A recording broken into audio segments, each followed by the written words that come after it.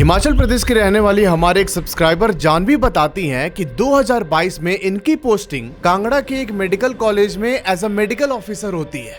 उस साल ही जुलाई में इनकी शादी हुई थी और शादी के 1 महीने के बाद मिड अगस्त में इन्होंने ड्यूटी रीज्वाइन कर ली। पर जो डिपार्टमेंट जानवी को असाइन हुआ था ना, वो है एक कोविड मेकशिफ्ट हॉस्पिटल। मतलब पैंडेमिक के फर्स्ट वेव के दौरान तैयार की गई एक फैसिलिटी जहां स्पेशली कोविड रिलेटेड पेशेंट्स ही एडमिट किए जाते थे। अभी जानवी को तो दोबारा ड्यूटी ज्वाइन करके बहुत अच्छा फील हो रहा था, पर ये इस बात से अनजान थी कि एक बहुत ही भयानक वारदात इनकी जिंदगी को उथल पुथल करने वाला है। फिलहाल अब वीडियो में जानवी द्वारा भेजे गए उनके ईमेल का स्क्रीनशॉट देख सकते हैं। जानवी लिखती हैं कि जब इनकी दोबारा से ज्वाइनिंग हुई तब इन्हें नाइट शिफ्ट असाइन किया जाता है। इस नाइट शिफ्ट की टाइमिंग होती थी रात के 8 बजे से सुबह 8 बजे तक। अब एक चीज समझना कि जो कोविड वाला डिपार्टमेंट जानवी को असाइन किया गया था, उसमें नाइट शिफ्ट के दौरान सिर्फ जानवी ही एकमात्र डॉक्टर हुआ करती थी। इनके अलावा उस शिफ्ट में 2 फीमेल नर्स, एक वार्ड बॉय और एक सफाई कर्मचारी था। मतलब ये टोटल 5 लोग उस नाइट शिफ्ट में ड्यूटी कर रहे हैं। अब देखो, अगस्त मिड में उस टाइम सिचुएशन ऐसी थी कि जो ये कोविड वार्ड था ना, इसमें सिर्फ एक फीमेल पेशेंट ही एडमिट थी उस टाइम पे। ये पेशेंट बिलोंग करती है चंबा से और इस टाइम पर ये प्रेग्नेंट थी। रात के 8 बजे जानवी पहुंचती उस हॉस्पिटल और जो डॉक्टर पहले ड्यूटी कर रहे थी उनसे सारी रिपोर्ट ले कि भाई क्या चल रहा है यहाँ पे सब कुछ। और उसके बाद जो पहले वाली डॉक्टर थी वो वहां से चली जाती है। अब यहाँ जानवी की ड्यूटी शुरू हो जाती है। अच्छा, अभी एक और इम्पोर्टेंट बात, जानवी अपने डेस्क पे बैठ के कुछ अपना पेपर वर्क कर रही थी और इसी बीच जो वो सफाई करने वाला लड़का था ना, वो जानवी के पास आता है। आके बोलता है कि मैडम आपसे एक बात बोलना है मुझे। जानवी बोलते है क्या हो गया बताइए। तब वो कर्मचारी बोलता है कि इससे पहले जो सफाई वाला था ना, उसने मुझसे एक बात बताई है। जानवी थोड़ा सोचती है, बोलती है क्या बात बता दी। तो सफाई कर्मचारी बोलता है ना कि जो वो फीमेल पेशेंट एडमिट हैं कोविड वार्ड में, उनके रिलेटिव ने बहुत जिद करके जो पहले वाला सफाई कर्मचारी था उसके थ्रू कुछ पूजा का सामान ले जाके उस फीमेल पेशेंट के पास इसे टच कराया था। उन्होंने सफाई कर्मचारी को जिद करके बोला कि वो फीमेल पेशेंट को ठीक होने के लिए हम ये पूजा करवा रहे हैं और जरूरी है कि जो ये पूजा का सामान है ये उसकी बॉडी से टच कराई जाए, हमें पंडित ने बोला है। पहले उस सफाई कर्मचारी ने बहुत रेजिस्ट किया, पर बार बार जिद करने पे वो फिर क्या करता है यार, वो लेके गया और उस फीमेल पेशेंट से टच करा के वापस उनके परिवार वालों को वो कपड़ा और पूजा का सामान दे देता है। अब यहाँ गौर करने वाली बात ये है कि जो इनके पहले वाले शिफ्ट में डॉक्टर थी ना, उन्होंने ऐसा कुछ भी नहीं बताया जानवी को। जानवी को सोचते हैं और बोलते हैं कि अच्छा चलिए ठीक है, उन लोगों ने कुछ पूजा वगैरह करवाया होगा, क्या दिक्कत है। और ये बात खत्म होने के बाद सब अपने अपने काम में लग जाते हैं। अभी जो ये पेशेंट है, इनको हॉस्पिटल में एडमिट हुए 14 दिन हो चुके थे और इस टाइम पे ना ये वेंटिलेटर पे थी और ऑलमोस्ट कोमा स्टेट में थी। इनकी सिचुएशन ना खराब हो रही थी ना बिगड़ रही थी, बस एज इट इज बनी हुई है। अब उस रात ड्यूटी करने के बाद अगली सुबह जानवी अपने घर चली जाती हैं और रात को जब दोबारा से वो ड्यूटी ज्वाइन करने आई तब इनको पता चलता है कि जो वो पेशेंट थी उनकी डिलीवरी हुई है। वैसे पेट सी सेक्शन करके जो डिलीवरी होती है उस तरीके से डिलीवरी हुई है और जो उनका बेबी था ना, वो बहुत बीमार था तो उसको न्यू बॉर्न कोविड वार्ड में रखा गया था। अब इस टाइम पर जब जानवी पहुंची तब नर्स और जो इनके पहले जो डॉक्टर थी वो लोग सब डिस्कस कर रहे थे कि इनकी कंडीशन थोड़ी ठीक नहीं है, बच्चा भी बीमार है, ये सब कुछ। और फिर जो पहले शिफ्ट वाली डॉक्टर थी वो वापस अपने घर चली जाती है। फिर से हॉस्पिटल में बच जाते हैं जानवी, 2 नर्स, एक सफाई कर्मचारी और एक वार्ड बॉय। ठीक है, अब सुनो क्या होता है। अभी इस टाइम पर जानवी एक नर्स के साथ बैठ के बाहर कुछ काम कर रही थी और जो दूसरी वाली नर्स है ना, उसने पूरा पीपी किट पहना हुआ है और अभी वो पेशेंट के पास जाके उसका एग्जामिन कर रही है कि भाई सब कुछ सही है कि नहीं। अभी उस नर्स को अंदर गए हुए सिर्फ आधे घंटे हुए थे कि वो अचानक से जानवी को आवाज देके बुलाने लगती है कि जल्दी आइए मैम इधर। जानवी ने अपना गाउन और सारा किट डाला और फिर वो पेशेंट के पास पहुंचती है। अब जब ये पेशेंट के पास पहुंची तो भाई उनके जो वाइटल्स थे, जैसे हार्ट बीट हो गया, ब्लड प्रेशर हो गया, सब कुछ बहुत ज्यादा फ्लक्चुएट करने लगा। रात के 9 बजे से सुबह 3 बजे तक जानवी और उन नर्सों ने मिलकर पूरी कोशिश की कि भाई पेशेंट कैसे भी बच जाए, इनकी कंडीशन ठीक हो जाए, पर ऐसा होता नहीं है। सुबह 3 बजे उस लेडी की डेथ हो जाती है। अब इसके बाद इन लोगों ने सारी फॉर्मेलिटी और प्रोसीडिंग्स कंप्लीट की और फिर अगली सुबह इस लेडी के अटेंडेंट आते हैं वापस हॉस्पिटल। ये उस लेडी की बॉडी और जो उनका बच्चा था उसे अपने साथ लेके जाते हैं और यहीं से असली खेला शुरू होता है दोस्त। अगली रात दोबारा से जानवी आती है ड्यूटी पे, पर आज तो वहां पर कोई पेशेंट नहीं था भाई औरत की बॉडी ऑलरेडी उनके जो रिलेटिव्स थे वो लेके जा चुके थे और अभी नाइट शिफ्ट में काम करने वाले सारे स्टाफ एकदम चिल थे कि भाई चलो आज हमारा कोई काम नहीं है। रात के करीब 9:30 बजे के आसपास जानवी अपने घर से जो डिनर बना के लाई थी वो डिनर करने बैठती है। अभी आराम से अपना डिनर कर रही हैं और इसी बीच ना इनको बाहर से एक नर्स के बहुत जोर जोर से चिल्लाने की आवाज सुनाई देती है। भाई ये घबरा के उठी अपनी जगह से और भाग के बाहर गई और पता ही इन्होंने क्या देखा, जो इनके उस कोविड वार्ड का मेन डोर है वहां पे 2 कुत्ते मरे पड़े थे। उनके मुंह से खून गिर रहा था और वो दोनों एग्जैक्ट पोजीशन में जमीन पे पड़े हुए थे। वो दोनों कुत्ते तो फेमिलियर थे इनको, ये मतलब वहीं हॉस्पिटल के आसपास रहते थे, पर इसके अलावा वहां पर एक तीसरा कुत्ता भी था और वो ना बहुत अजीब तरीके से अपने गर्दन को मोड़े जा रहा है। मतलब ये जो कुत्ता था इसको इन लोगों ने कभी भी स्पॉट नहीं किया था आसपास। वो बहुत वियर्ड तरीके से बिहेव कर रहा था और थोड़ी देर के बाद जो सफाई कर्मचारी थे वो और जो वार्ड बॉय था उन दोनों ने मिलकर इनको भगाया। अब इसके बाद इन लोगों ने जो 2 कुत्तों की डेड बॉडी पड़ी थी उसको हटाया वहां से, उसके बाद साफ सफाई की और जैसे ही साफ सफाई कंप्लीट हुआ भाई उस कोविड वार्ड की लाइट चली जाती है। अब इसके अलावा जो इनके पास बैकअप पावर सप्लाई था वो सिर्फ जहां पर पेशेंट एडमिट होते हैं उधर ही काम करता है, ताकि जो इंपॉर्टेंट मशीन्स वगैरह हैं उन सब का काम बंद ना हो। अब ये सारे के सारे जो वो पेशेंट केबिन था उसके पास जाके बैठ जाते हैं। समझो एक बात, ये एक सेपरेटिंग ग्लास है, इसके पीछे है केबिन, ठीक है, और यहाँ पर बाहर बैठने का एरिया, और ये जो सेपरेटिंग ग्लास है इसके अंदर से केबिन का सब कुछ देख सकता है इंसान। अभी इन लोगों को उस केबिन के सामने बैठे सिर्फ 5-7 मिनट हुए थे और अचानक से उस सेपरेटिंग ग्लास के थ्रू ये लोग देखते हैं कि भाई अंदर केबिन की लाइट फ्लिकर कर रही है बहुत अजीब तरीके से। इसके अलावा इन लोगों ने सुना कि अंदर जो वॉशरूम का टैप है वो भी एज इफ कोई खोल रहा है बंद कर रहा है, खोल रहा है बंद कर रहा है, इस तरीके की आवाज आ रही थी। अब ये लोग कुछ फिगर आउट कर ही पाते कि इनके ऊपर जो टिन था ना भाई, इन्होंने पाया कि ऊपर कोई भाग रहा है उस टिन के। केबिन के अंदर जो मशीन्स थी वो अपने आप ऑन होती बंद हो जाती, ऑन होती बंद हो जाती, और पूरा मंजर देख के सबके सब बहुत ज्यादा डर गए। अब ये सारी चीजें उस पूरी रात चलती रही। जानवी ने सबको एकदम ऑर्डर देके बोला था कि कोई अकेले कहीं भी नहीं जाएगा, सब हम लोग एक साथ ही रहेंगे। अब उस रात कोई भी नहीं सोया। अगली सुबह जब बाकी के डॉक्टर्स आए मॉर्निंग शिफ्ट वाले, तब जाके ये लोग थोड़ा रिलैक्स हुए और फिर ये सब अपने अपने घर चले गए। अच्छा, उस समय जानवी जब हॉस्पिटल से अपने घर जाने के लिए निकली तो ये अपनी स्कूटी पर थी। ये बताती हैं कि इनको कुछ अपना ग्रोसरी का सामान लेना था, तो इन्होंने स्कूटी एक दुकान के पास पार्क कर दी और फिर ये चल के दुकान के अंदर जाने लगी। अब जब उस पार्किंग स्पॉट से दुकान तक जा रही थी ना, तभी रास्ते में जानवी को ऐसा लगा कि उनका पैर किसी पत्थर से टकराया और ये रोड पे गिर जाती है। और जब ये गिरी रोड पे तो इनके जस्ट बाजू से एक ट्रक क्रॉस होता है।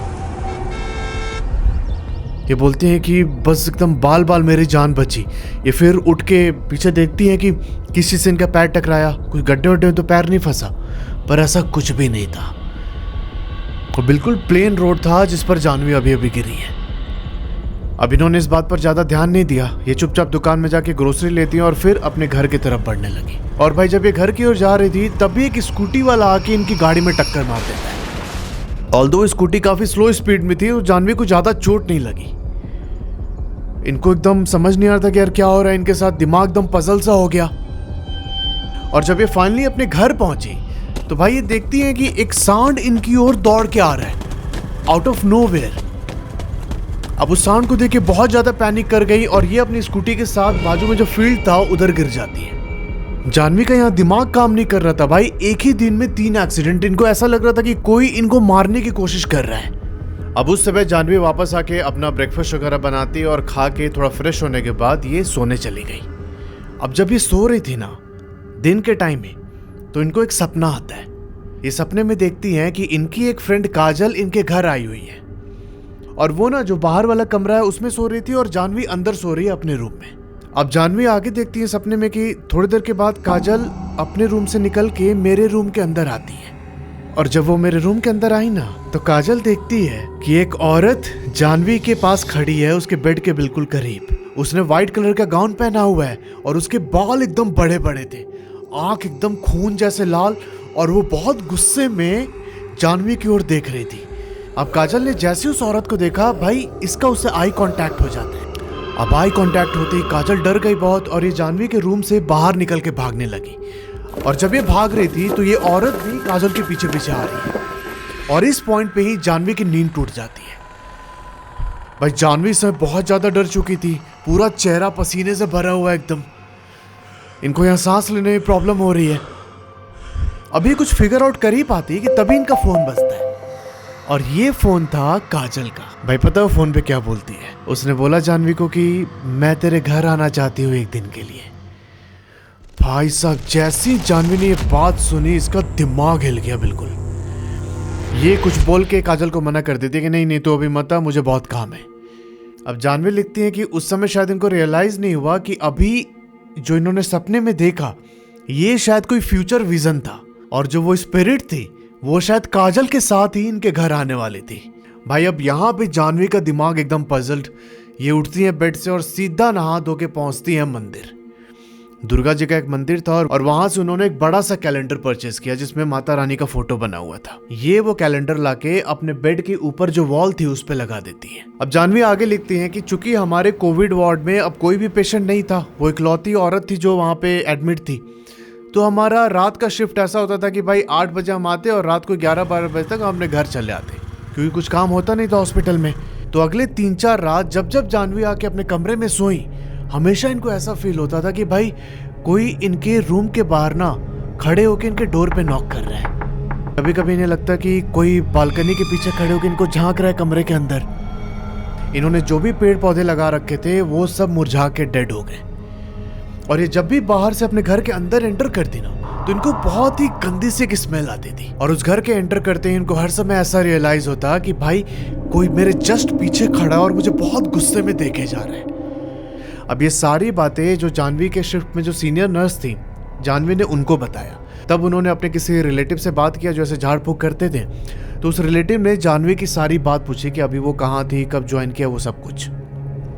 फिर उन्होंने बोला कि जानवी ने जो अपने हाथ में चूड़ा बैंगल वो सब पहन रखा है ना, उसको बोलो कि उसे निकाल के साइड में रख दे, और ऐसा करने के बाद सुबह शाम जानवी को नाम जप करना है। जानवी लिखती है कि ये स्पिरिट उसी औरत की थी जिसकी कोविड वार्ड में डेथ हुई थी। अब जो उस नर्स ने बताया सब कुछ जानवी फॉलो करती है, और फिर अगली रात से इनको ढंग से नींद आने लगी।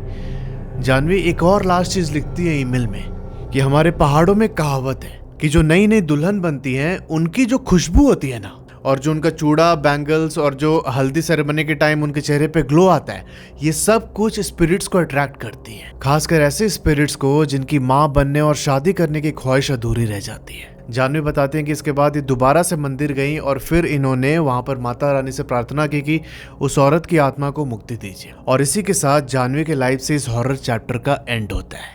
ओके गाइज, अगली स्टोरी सुनाने से पहले एक छोटा सा माइक्रो ब्रेक लेते हैं, और इस ब्रेक में आपके पास मौका है 501 रुपए जीतने का। आपको पता होगा कि हर वीक मैं एक comment of the week award देता हूं, और ये अवार्ड का अमाउंट जनरली होता है 351, पर अगर हमारे कोई मेंबर इस अवार्ड को जीतते हैं तो उनको मिलता है 501 रुपए। तो यार आप लोग अभी कमेंट सेक्शन में जाके अपनी क्रिएटिविटी दिखाइए, और क्या पता इसी वीडियो से कोई विनर सिलेक्ट हो जाए। तो यार वेट रहेगा आपके कमेंट का, और अब अगली स्टोरी का टाइम हो चुका है। बैंगलोर में रहकर एक IT कंपनी में जॉब करने वाले हमारे सब्सक्राइबर सदाशिव भाई बताते हैं कि ये जब भी मोटरसाइकिल से अपने ऑफिस जाते या फिर ऑफिस से घर वापस आते, तो इनके कान में ईयरफोन लगे होते हैं, और उसमें चल रही होती है मरून फाइल्स की स्टोरीज।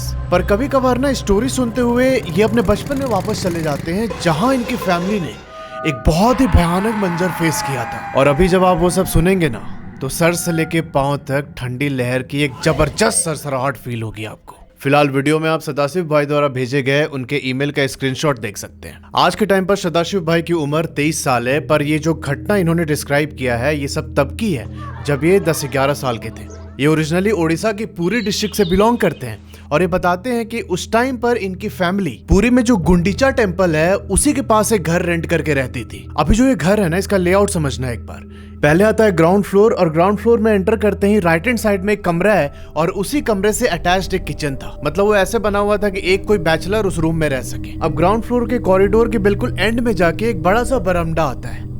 उस बरामदे में एक चापाकल लगा हुआ था और साइड में साइकिल रखने की जगह थी। अच्छा, इस चापाकल के पास ही एक कॉमन लैट्रिन बाथरूम था जो कि ग्राउंड फ्लोर वाला और इसके ऊपर वाले फ्लोर पे जो लोग रहते हैं वो यूज करेंगे। उस वॉशरूम के पास से एक सीढ़ी ऊपर जाती है और फर्स्ट फ्लोर को सदाशिव भाई की फैमिली ने रेंट किया था। उसके ऊपर एक और फ्लोर था जो कि एक पूरा खुला टेरेस है। और ये बताते हैं कि गर्मियों के टाइम में अक्सर हम लोग जाके ऊपर छत पे सोया करते थे। अच्छा, जब ये लोग घर के अंदर शिफ्ट हुए तब ये देखते हैं कि घर की दीवारों पे ऐसे क्रिकेटर्स के फोटो और अजीब अजीब सी मार्किंग्स की गई थी। अब सदाशिव भाई के पापा को लगा कि मे बी यहाँ पर पहले कोई बैचलर रहता होगा और उसने ही सारे पोस्टर्स वगैरह चिपका रखे हैं। ये सब लोग मिलकर सबसे पहले घर की साफ सफाई करते हैं और फिर इन लोगों ने वहाँ पर रहना शुरू किया। अच्छा, अभी जरा टाइमलाइन समझना। साल आता है 2011। सदाशिव भाई की जो बड़ी दीदी थी उनकी 1 साल पहले ही शादी हुई है। तो अभी जब वो प्रेग्नेंट थी तो अपने मायके आके रह रही थी ताकि उनका ध्यान रखा जा सके अच्छे से। तो अब इस घर में सदाशिव भाई, उनके मम्मी पापा और उनकी बड़ी बहन, ये सब लोग एक साथ रह रहे हैं। फाइनली प्रेगनेंसी टाइम खत्म होने के बाद इनकी दीदी को एक बेटी होती है और इस बेटी का नाम रखा गया सालिनी। जब इनकी बेटी पैदा हुई तब दीदी उसे अपने साथ लेके वापस ससुराल चली जाती है और करीब 6 महीने ऐसे पालन पोषण करने के बाद ये वापस से अपने मायके आती हैं कि भाई कुछ टाइम मैं 15-20 दिन यहाँ पे रहूंगी। अब सदाशिव भाई बताते हैं कि जब उनकी दीदी वापस आई ना सालिनी को लेके, तो बड़ा अच्छा सा माहौल था एकदम। हम सब लोग उसके साथ खेलते थे, हंसते गाते थे और बड़ा मजा आता था। पर अभी उनके आए हुए सिर्फ 4 ही दिन हुए थे कि अचानक से ना सब कुछ एकदम बदलने सा लग गया। सालिनी की तबीयत एकदम खराब रहने लगी और वो बिना मतलब ऐसे रोते रहती। अब इनके घर वालों को पहले लगा कि मे बी ऐसे कुछ प्रॉब्लम हो रही होगी तो रो रही है। पर जब सिचुएशन आउट ऑफ कंट्रोल होने लगी, जब सालिनी दिन रात रो रही थी बिना एकदम रुके, तब इन लोगों को लगा कि यार चल के इसे डॉक्टर को दिखाना चाहिए।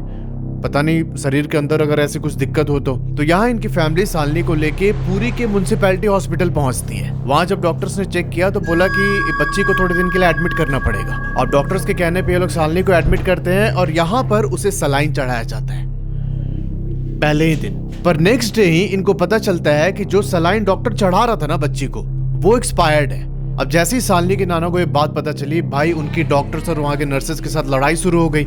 जो बाकी के पेशेंट थे वो भी इनके साथ हो लिए कि भाई आप लोग ये क्या काम कर रहे हैं। अब बात इतनी ज्यादा बढ़ गई कि फाइनली पुलिस कंप्लेंट की गई और ये सारी बातें न्यूज में भी दिखाई जा रही थी। अब इतना कुछ होने के बाद इन लोगों ने सालिनी को वहां से डिस्चार्ज कराया और फिर किसी दूसरे डॉक्टर से दिखाने के बाद वापस उसे घर लेके आ गए। पर भाई सालिनी जो अभी डॉक्टर के पास जाके चुप हो गई थी, घर आते ही दोबारा से उसका रोना स्टार्ट हो जाता है। अब यहाँ पे ना इनके घर वालों ने कुछ बहुत ही अजीब चीज नोटिस की।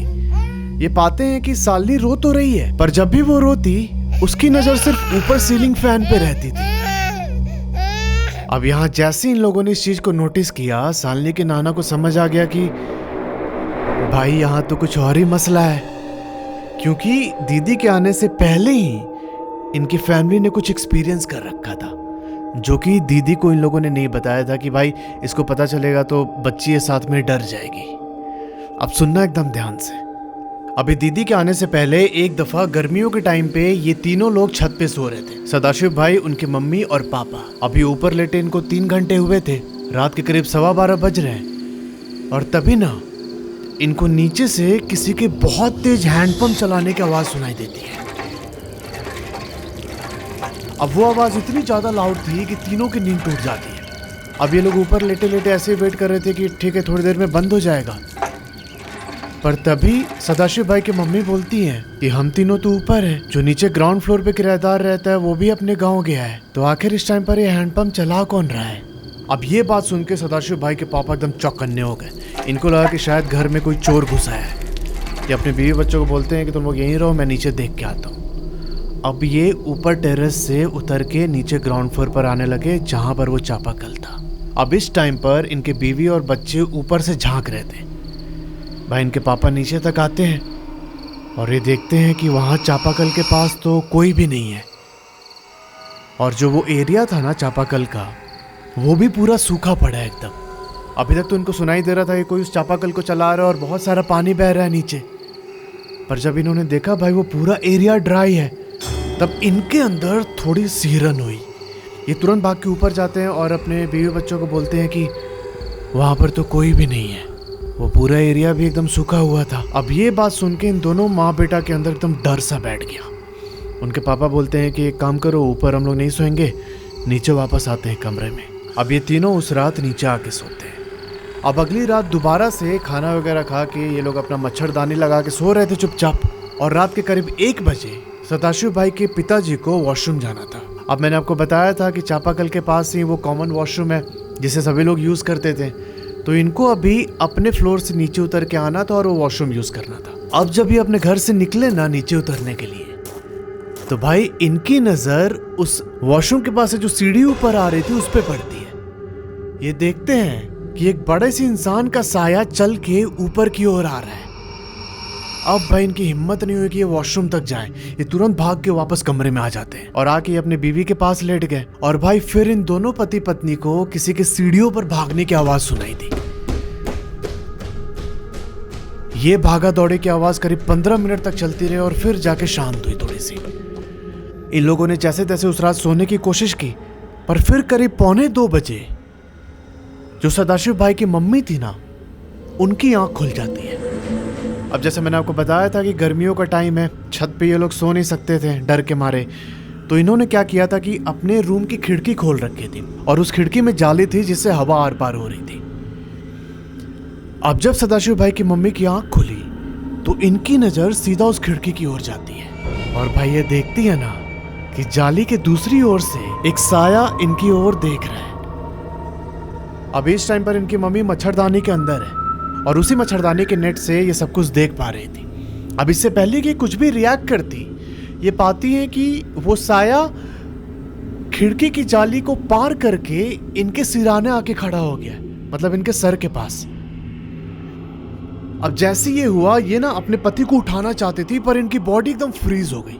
वो चाह कर भी अपने पति को उठा नहीं पा रही थी। फिर अचानक से कुछ तो हुआ, ये ना एकदम चिल्ला के उठती है अपने बेड पे। अब भाई जैसे उनके पति ने इनकी चीख सुनी, ये उठ के बैठ जाते हैं। फिर पूछते हैं कि क्या हुआ, तब उन्होंने सारी बात बताई। अब इसके बाद होता यह है कि ये दोनों पति पत्नी और बच्चे अपने तकिए के नीचे कुछ लोहे का सामान रख के सोने लगे। उनको किसी ने बताया था कि इस चीज से बुरी शक्तियां दूर रहती हैं। अब इनकी लाइफ तो जैसे तैसे कट रही थी, पर जब इनकी दीदी और बच्चे वापस आए उस घर में, तब उनके लिए तो कोई प्रोटेक्शन नहीं था। ये सब बच्चे में इतना ज्यादा इन्वॉल्व हो गए थे कि ये लोग भूल ही गए कि ऐसी कोई चीज एग्जिस्ट करती है हमारे घर में। और उसी का खामियाजा सालनी को भुगतना पड़ा। अब अगले दिन ये लोग अपने एक जान पहचान के पुजारी के पास जाते हैं और उस पुजारी ने बोला कि जो तुम्हारा वो घर है उसके चारों तरफ की मिट्टी उठा के लेके आओ। और फिर जब सदाशिव भाई की मम्मी वो मिट्टी लेके जाती है पुजारी के पास। अच्छा, ये टाइमलाइन चल रहा है जब सालनी और उनकी माँ, मतलब इनकी दीदी, यहाँ घर पे हैं। तो जब इन्होंने पुजारी को वो मिट्टी दी, तब इन्होंने अपना कुछ ध्यान किया और फिर बताया कि इस घर में एक आदमी ने सुसाइड किया पंखे से लटक के, और उसी आदमी की आत्मा उस पंखे से लटके हुए सालनी को दिखाई देती है। इसके बाद पुजारी जी ने कुछ चावल बना के दिया और बोला कि इसे घर के चारों ओर ले जाके ऐसे स्प्रेड कर दो, वो जो भी स्पिरिट है वो इसे क्रॉस नहीं कर पाएगी। इसके अलावा उन्होंने एक फूल दिया जिसमें सिंदूर लगा हुआ था, उसे बोला कि इसे घर के गेट पे लगा देना। सदाशिव भाई की फैमिली ठीक ऐसे ही करती है और फाइनली इनको उस चीज से छुटकारा मिला। अब सुनो बैक स्टोरी क्या है इसकी। अब जब पुजारी जी ने सारी बात बताई, तब इन्होंने अपने आसपास के लोगों से पूछना शुरू किया कि भाई ऐसी ऐसी बात हमें पता चली है। तब इनको मालूम पड़ता है कि भाई यहाँ पर ना पहले एक सुशील नाम का आदमी रहता था। वो एकदम सीधा साधा और गरीब घर का था और एक दफा वो अपने दोस्त की मोटरसाइकिल लेके गांव गया था और जब गांव से वो वापस आ रहा था तब ना उसका एक्सीडेंट हो जाता है। एक्सीडेंट होने की वजह से सुशील को तो चोट लगी और साथ में बाइक भी बहुत बुरी तरीके से डैमेज हो गई। अब जब इनके दोस्त को पता चले कि बाइक डैमेज हो चुकी है, तब ये आके सुशील से पैसे मांगने लगा कि भाई ठीक कराने के पैसे दे, और हर दूसरे दिन आके इसको धमकाता, भाई पैसे दे, अपने घर पे बता, कहीं से भी पैसे का इंतजाम कर। और फिर एक दिन उसने डर और टेंशन में इसी पंखे से लटक के जान दे दी। अब करीब 5 साल उस घर में रहने के बाद इनकी फैमिली वहां से शिफ्ट हो जाती है। तो जब ये शिफ्ट कर रहे थे तो जो पुजारी जी ने वो फूल दिया था लगाने के लिए घर के सामने, उस फूल को निकाल के ये अपने साथ लेते गए। और भाई इनको कुछ दिन के बाद पता चला कि जो वहां नई फैमिली रहने आई है ना, उनके साथ भी अजीब अजीब घटनाएं हो रही हैं। जब सबसे पहले ही दिन नए किराएदार उस घर में एंटर हुए तो जो उस फैमिली की औरत थी, उनके गाल पे किसी ने थप्पड़ मारा। अब इसके बाद उस फैमिली ने कैसे डील किया उस चीज से ये तो नहीं बताया भाई ने, पर ये पूरी उनके फैमिली के साथ जो घटना घटी थी उसका विवरण था। और आपके जानने में ऐसा कोई इंसिडेंट हुआ है तो नीचे जो ईमेल आईडी आ रहा है उस पर अपनी कहानी मुझे भेज सकते हैं। मिलते हैं आपसे अगले वीडियो में, तब तक के लिए अपना ध्यान रखो और हर हर महादेव।